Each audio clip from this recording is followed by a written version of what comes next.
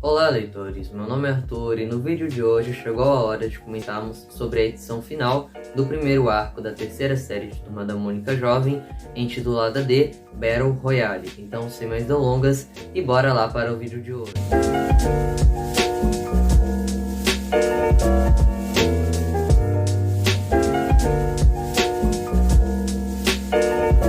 Quem está acompanhando essas resenhas da terceira série desde o início sabe que eu divido elas em partes. Então nessa primeira parte do vídeo não existirá nenhum tipo de spoiler, pois eu vou falar sobre as duas últimas histórias que estão dentro desta revista, que são as one-shots, né? Então são histórias aí que têm enredos que terminam em 30 páginas. Então eu vou comentar sobre essas duas últimas histórias agora no início do vídeo, sem nenhum tipo de spoiler, e na segunda metade do vídeo eu vou comentar sobre a história principal, que aí sim vai ter muitos spoilers, relacionado então à saga Lendas do Recomeço, parte final. Resumindo, para você que ainda não leu esta edição, pode assistir essa primeira metade do vídeo tranquilamente, e quando eu avisar que vai começar a ter spoilers, você pausa, sai do vídeo, lê a edição e depois volta para cá.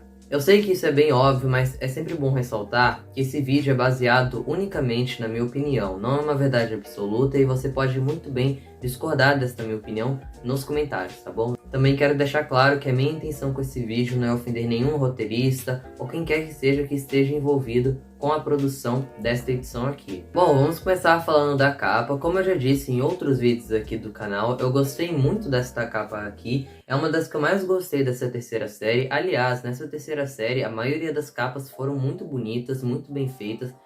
Teve uma evolução bem grande aí, se a gente for comparar com as capas lá da segunda série. Bem, vamos começar falando então sobre a segunda história da revista, intitulada de Kim Sushiman, que tem roteiro aí do Felipe Marco Antônio, que já fez outros roteiros em Turma da Mônica Jovem, inclusive um envolvendo também o personagem Kim, na edição de número 37 da segunda série, intitulada de Peso Perigoso, uma história que aborda de forma muito boa as inseguranças do garoto. Já os desenhos do miolo ficam por conta do Jairo Alves. Bem, a história se inicia com o nosso protagonista, o Kim no caso, indo para o local em que ele realizará a sua primeira aula do curso para Sushiman. Ele entrou no curso com o objetivo de aprender algo novo, e isso pelo fato dele andar um pouco incomodado em estar fazendo apenas pães e bolos na padaria de seu pai. Logo no início da primeira aula, ele já encontra um obstáculo, que é saber usar o hashi, e quem o auxiliará em certos momentos será sua nova colega, chamada Maya, e ela está no curso com o objetivo de no futuro ajudar no restaurante da família, só que acontece que o seu pai não gosta muito da ideia dela fazer sushi, isso porque, segundo ele, apenas homens conseguem fazer isso de forma bem feita. E claro que ela vai querer provar aí que o seu pai está equivocado. Bom, com o tempo, os dois foram ficando cada vez mais próximos, e isso fará com que Kim, em um certo momento, passe a questionar o seu relacionamento com a Magali. Eu não contarei o desfecho dessa história, mas digo que eu achei bem previsível. Por ser uma história curta, não conhecemos muitas coisas sobre a Miwa, mas ela é uma personagem que tem sim potencial, e espero que aproveitem melhor ela em histórias futuras. Como eu havia dito na resenha da edição anterior, relacionada à história principal, o Kim demonstra ser uma pessoa muito insegura, e isso chega a reverberar em seu namoro em diversos momentos. E mais uma vez isso é comprovado dentro dessa história. No entanto, senti que ele lidou de uma forma um pouco melhor com seus sentimentos aqui dentro desta edição. Enfim, no mais, eu espero que continuem aí trazendo histórias focadas no desenvolvimento desse personagem. Concluindo, não vi nada demais nessa história aqui, está longe de ser uma das melhores histórias curtas dessa terceira série, mas isso não a torna ruim. Ela tem seus pontos altos, só não são desenvolvidos aí de uma forma muito boa, deixando tudo um pouco raso em alguns momentos. Mas mesmo assim, eu consegui me divertir muito aí com o roteiro em alguns momentos. Agora vamos comentar sobre a história que encerra essa edição, intitulada de Quem é a Macê. Aqui o roteiro é do Daniel Mausen, e mais uma vez os desenhos são do Jairo Alves. A grande protagonista dessa história será a Maria Cebolinha. No entanto, a edição também conta com aparições aí do personagem Dudu e o Binho, que é o irmão da Milena. Assim como na edição anterior, a terceira história também é roteirizada pelo Daniel Mausen, e além disso, ela também é uma história com a temática esporte, só que desta vez, em vez do futebol, ele explora o skate. Logo no início da trama, podemos observar que Maria Cebolinha, ou Macê, como é o seu apelido aqui dentro, ela anda um pouco insatisfeita por não estar conseguindo fazer um...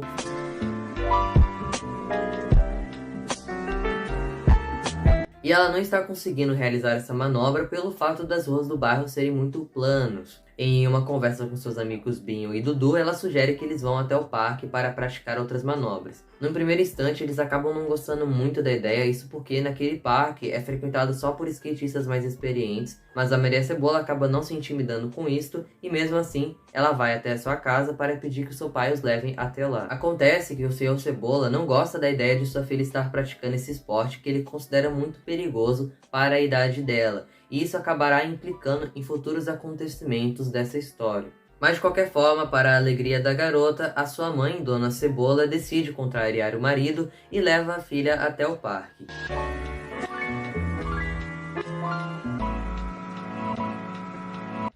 E lá que elas conhecem inclusive a rainha, uma das melhores skatistas do parque.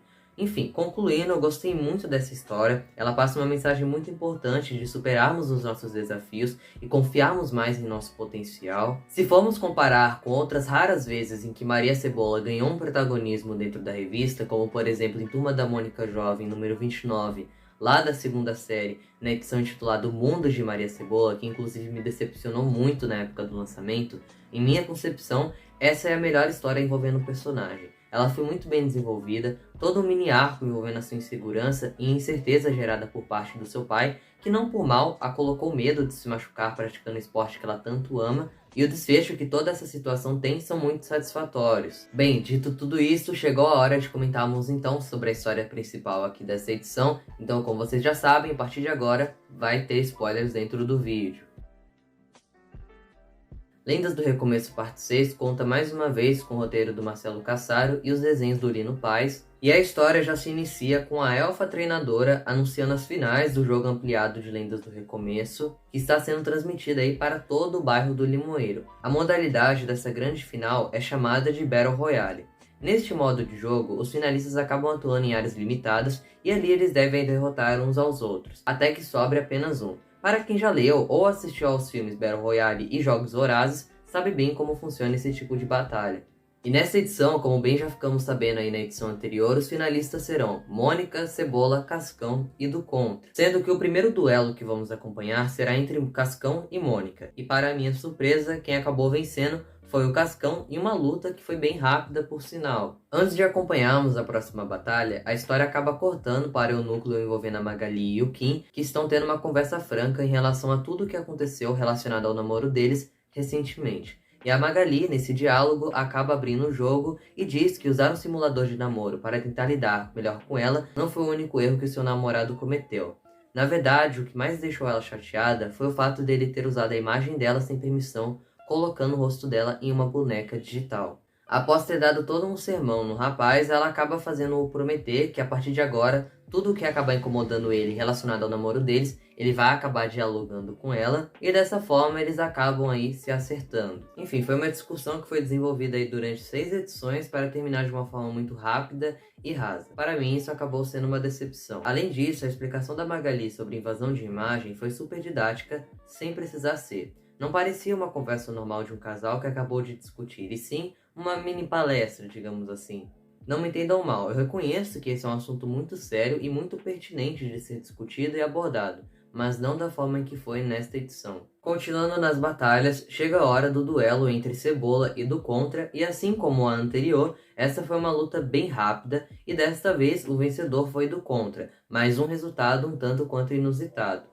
Após isso, passamos a acompanhar a trama envolvendo Franja e Marina, que estão conversando sobre o tempo em que ele ficou em um estágio sigiloso dentro da empresa Lotânia, que é responsável pelo jogo Lendas do Recomeço, e mais uma vez fica claro para nós leitores que Franja só estava lá dentro para ajudar os funcionários daquele local que trabalhavam de forma exaustiva por conta da política que a empresa tinha, que por sinal era bem exploratória. Mais adiante, eles acabam encontrando o Bidu Drone, que é o único que tínhamos visto nessa terceira série até então, e a falta de aparições do Bidu original fez com que alguns leitores cogitassem que ele pudesse até mesmo ter falecido.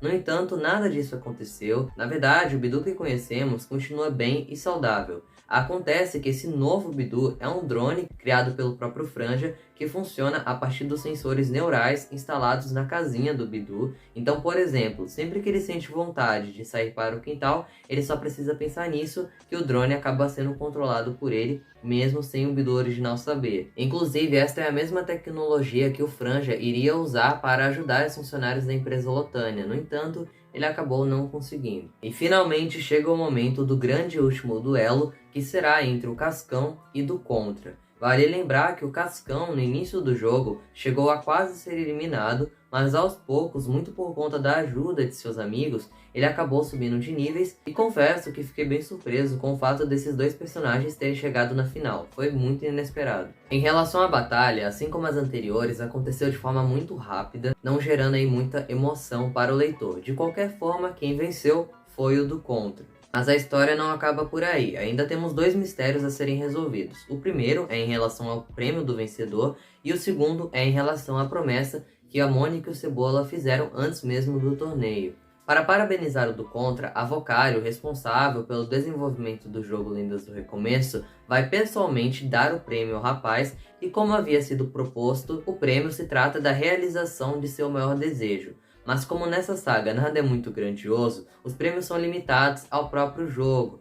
Então ele, por exemplo, pode pedir créditos ilimitados dentro do jogo, enfim. Foi uma quebra de expectativa tanto para os personagens quanto para nós leitores. Mas para a surpresa e desespero do Avocari, o do Contra pede como prêmio uma vida mais fácil para as pessoas que trabalham neste jogo. E de quebra, com base nas fotos em que Franja o enviou, ele expõe toda a situação insalubre de trabalho dos funcionários daquela empresa, que não tem direito a nenhum tipo de descanso. Após todos esses acontecimentos, a turma decide se reunir em uma padaria e nesse instante existe uma cena envolvendo a Milena que me deixou intrigado.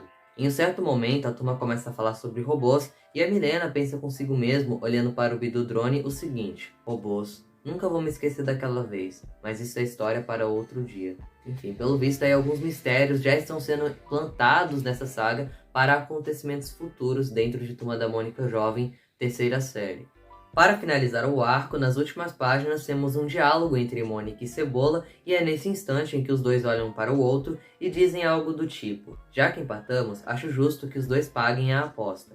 E após isso, na última página, temos uma cena dos dois se beijando. Em minha interpretação, a aposta consistia em qual dos dois tomaria a iniciativa de um beijo. Como ambos perderam, eles decidiram se beijar ao mesmo tempo. Com isso, fica mais claro que os dois continuam sim tendo algum tipo de relacionamento, e isso se torna ainda mais concreto ao lermos o Fala Maurício, que em um certo trecho diz o seguinte: agora é seguro dizer que tudo o que a turma jovem viveu desde a primeira série continua, mas há mudanças. Algumas sutis, como a presença da Milena, ela sempre esteve no bairro, e outras mais evidentes, como o estilo do desenho da revista, que ainda é meio Turma da Mônica e meio mangá. O que mais mudou no Limoeiro? Para isso, será preciso acompanhar o novo arco que está logo aí. Eu particularmente fiquei um pouco decepcionado aí com a revelação dessa grande promessa que estava sendo plantada para nós leitores desde o início, mas como a gente já tinha visto anteriormente, as revelações sendo dadas durante as edições que não estavam sendo também tão grandiosas assim, eu já fui esperando para uma revelação desse estilo aqui no final. Mas pelo menos aí para quem gosta do casal Mônica e Cebola, na última página da edição tivemos um beijo entre o casal,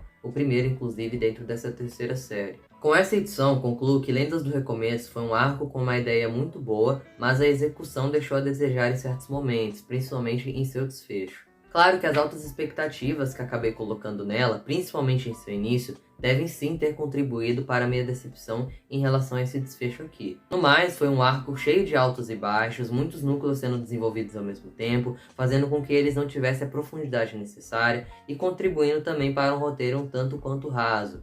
A revelação de alguns segredos que estavam sendo mantidos desde o início da saga também foram decepcionantes, e além disso, um dos pontos que mais me incomodou nesse desfecho foi o fato das lutas finais não terem causado o mínimo de impacto ou emoção.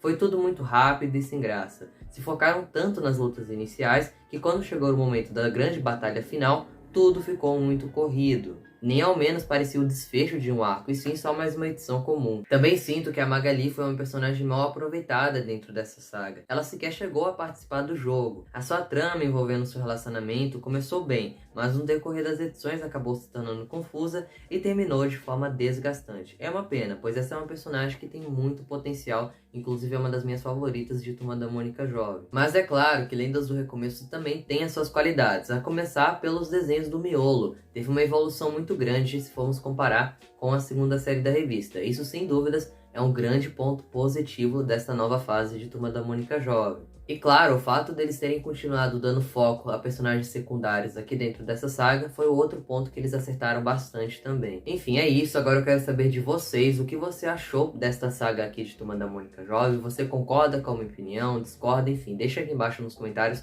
as suas percepções desta saga aqui. Eu vou ficando por aqui. Até uma próxima e tchau!